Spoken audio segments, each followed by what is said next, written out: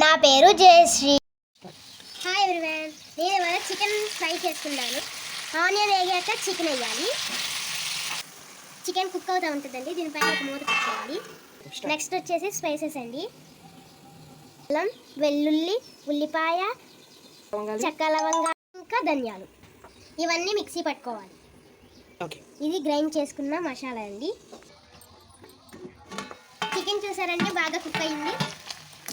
ఈ బాయిల్ అయిన మీట్లో సాల్ట్, పసుపు వేసుకుంటే కూర మంచిగా వస్తుందండి.